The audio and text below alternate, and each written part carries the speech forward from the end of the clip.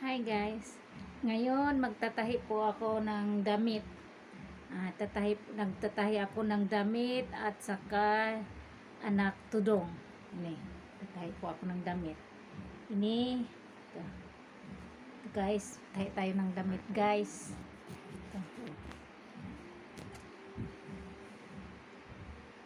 Ito malapit na tumatapos. Kahapon ko pa ito tinatahi. Kahapon ko pa ito tinatahi.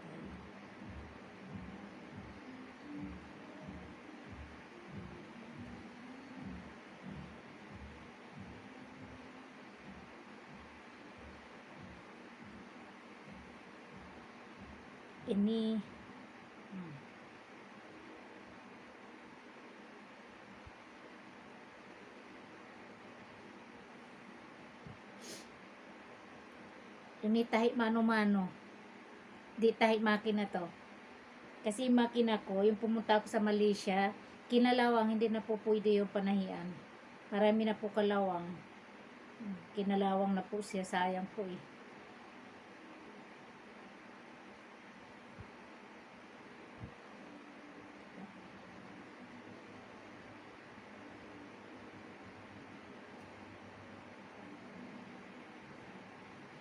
Ini kahit tahi kamay ito, parang makina rin po to. Parang makina rin po to. Pag ako'y nananahi, parang makina rin po to.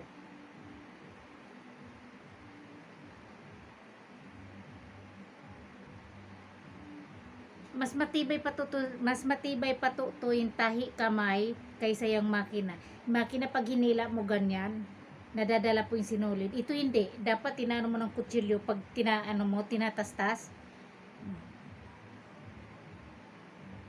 Ito hindi. Dapat pag nagtastas ka nito, dapat gamit talaga ng kutsilyo. Kaya mas matibay pa po yung tahi kamay kaysa tahi makina.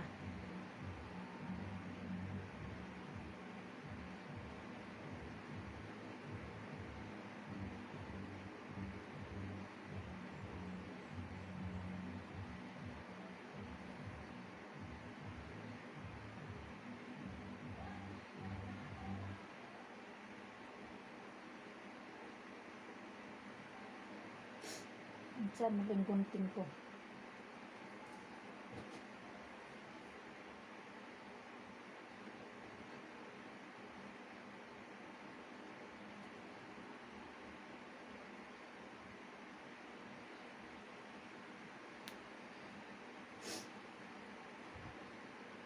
Kahapon ko pa ito tinatahi. Ngayon ko lang po naisipan ano.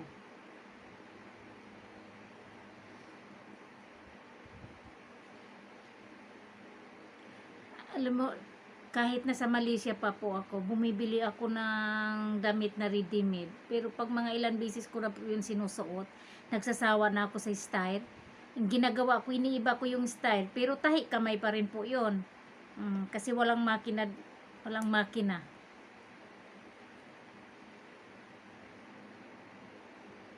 Pero kung papiliin, kung hindi makasakit batok, mas gusto ko yung tahi kamay kaysa tahi makina. Kasi yung tahi makina, hindi masyado matibay.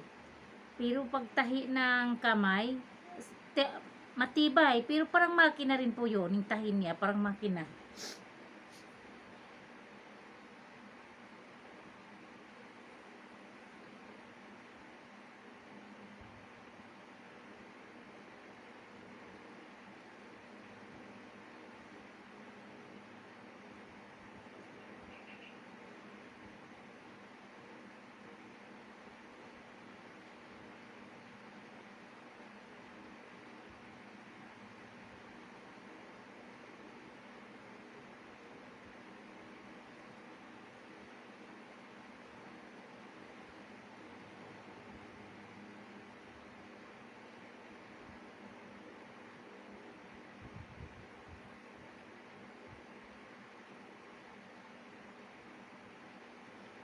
Kung ano man yung maisipan ko, ibahin ko yung design ng damit ko, ginagawa ko po yun.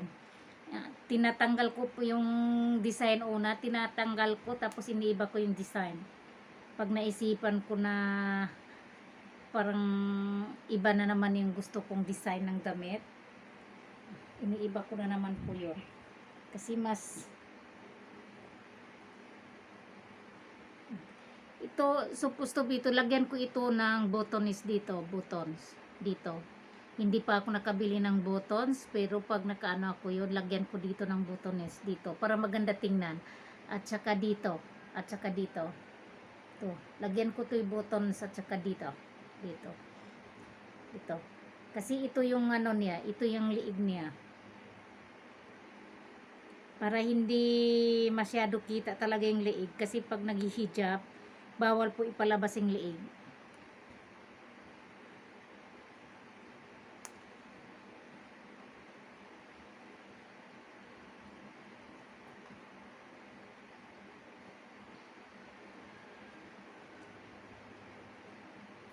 Ito po. Ito lagyan ko to ng ano, buttons dito at saka dito buttons. Ito. Yung style ng damit ito yung buka yang dito, buka. Open yang dito, open yung dito, pero nilagyan ko po ng ganito. Ito, open. Open siya. Tingnan niyo. Open siya, tapos mayroon siyang ganito. Ito. Meron siya ito. Manggas ba to? Manggas yung tawag na. Lagyan ko ng ganito kasi nakahijab ako, di ba? Pero kung hindi ako nakahijab, ganang ito, hindi nalagyan ng dito. Ito lang, sexy. Pero hindi pwede po ako magpa-sexy kasi ano ako ng ganito, hijab. Ito. Nilagyan ko po ng ganito. Kahit sexy tingnan, hindi makikita po yung ano ko. Hahanap na lang po tayo ng paraan kung gusto natin parang maganda parang maganda yung design ng damit, parang sexy.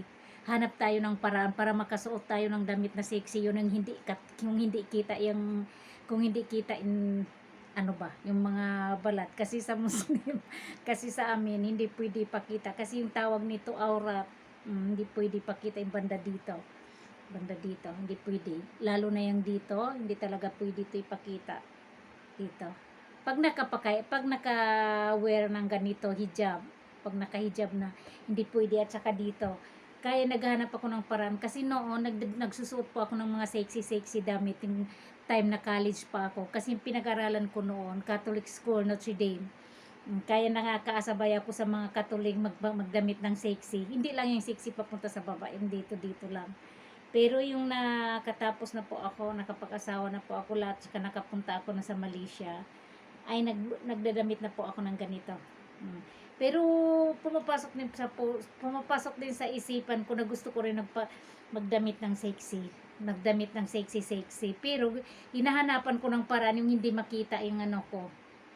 Parang ito. Parang ganito. Ito. Suppose wala na ito. Wala na yung ganito. Parang gusto ko sumuot ng parang ganon. Kasi maganda tingnan yon. Yung ginawa ko, hinanapan ko ng paraan, ginawaan ko siya ng ganito. Para parang sexy din. Sexy pa rin. Ito daw. Ginawa ko to ng paraan. Tapos ginawaan ko siya ng terno na ano, yung pakay dito. Ginawaan ko terno na ganito dito. Yung gagawin ko dito, ito. Ito, di ba? Ito. Gagawin ko to parang tali kasi nakakatakip din yan sa hijab, di ba? Parang tali na rin yun. Ginagawa ko ganito, pero gawaan ko rin yan ng takip dito sa may sa may ulo. Gawaan ko rin takip sa may ulo. Ganito na lang po yan.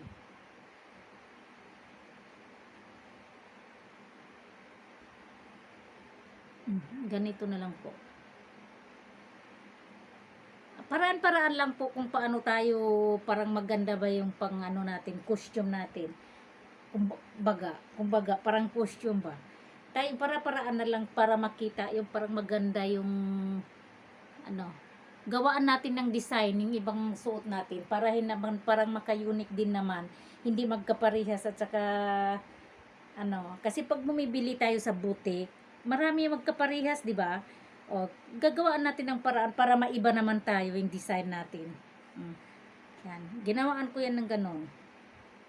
Ginawaan ko yan ng ganyan. Hindi on sa likod, tali lang naman yan sa likod. Pero pwede rin lagyan mo ng garter doon sa likod. Pero mas maganda na yung ganito kasi gusto mo mahigpit, pwede. Gusto mo yung maluwag, pwede rin po. Yung ganyan. Kasi di bali lang yun dito, kasi natatakpan din to ng hijab. Yan. Ganyan, di ba? Yan.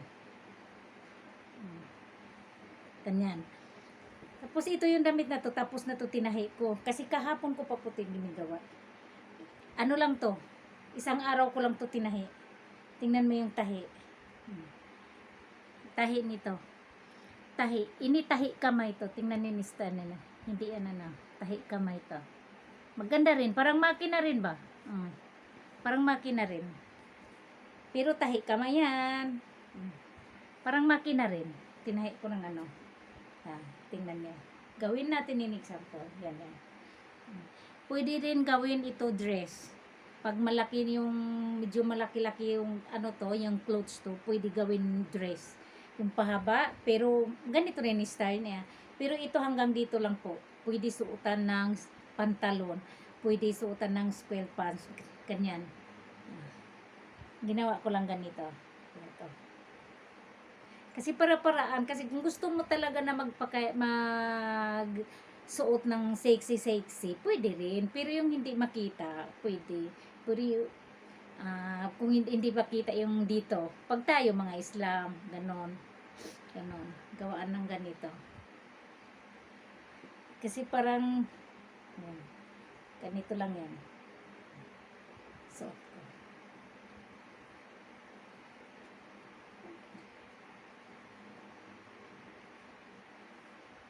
pag ano na ako, bumili ako ng makina po, magpaano ako ng ganito, magtahi ako ng hijab at saka damit na ganito magpahinga-hinga muna kasi pagod galing sa Malaysia trabaho, ngayon magpahinga-hinga kasi 2 months na ako dito sa Pinas. Yan. Di ba? Hindi makita na yung may damit pa yun sa loob. Yan, ganito. Ito lagyan ito ng buttons dito, buttons. Pero kung hindi ako nakapagay ng ganito, kung hindi ako nakahijab, ito lang sana, ito lang sana. Ito lang pwede. Maganda rin, di ba? Ito lang, wala nang ito. Pero nakahijab ako, hinanaan ko ng ganito. Ginawaan ko ng ganito. Ginawaan ko siya ng ganito. Yan. Pinahaba ko na ito. Pinahaba ko na. Kasi minsan, ganyan lang. Pinahaba ko na ganito. Yan.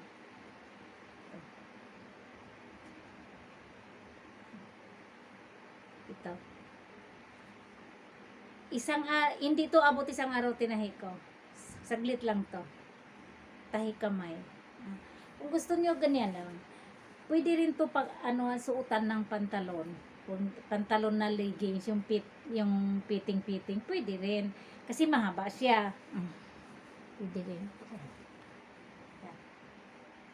Yan, di ba? Yan. Kung gusto rin, parang pwede rin mag-insert. Pero yung pantalon maluwag, medyo maluwag. Hindi yan sobrang fit. Pwede rin. Ganyan mo lang. Pag halimbawa, yung pantalon mo parang loose siya, diba? I-insert mo ganyan. Kahit nakahijab pwede. Pag loose dito, ganyan. Tapos yung sa likod, huwag na. Yung sa likod. Kasi yung sa likod natin to, parang hindi maganda tingnan, nakikita yung puwet. Ganyan. Yan. Ganyan siya. Diba? Yan, may damit pa ako sa loob. Yan, diba? Yan.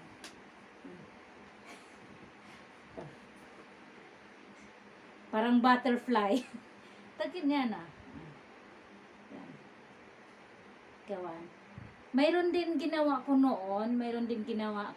Continue pati dito. Continue. Pero may yun. Parang may hood pa siya. Parang may hood siya. Maganda rin. Ginawa ko rin. Ito. Tao po! Diba? Maganda. Ayan. Tao po! Sa kusina ka duman na, naglaan ako. Nag! Ganyan. Ganito, di ba? Pag finish product na to. Ganyan. Ganda pa. Okay na. O, terno at saka dito. Kasi pag binili mo, nag-iiba. Terno man yun, pero iba na yung ano, iba na yung, iba na yung color niya. Pero pag binili mo yung cloth na yon, gawin mo ganito, parehas. Parehas. Pwede ilagay mo sa hijab mo, pwede itim, maganda rin yung itim yung hijab. Pwede puti. Tapos pwede rin ganito, pero light yung color niya, light. Ilagay mo rito hijab. Parang ganito. Ito good, maganda rin ito ilagay hijab.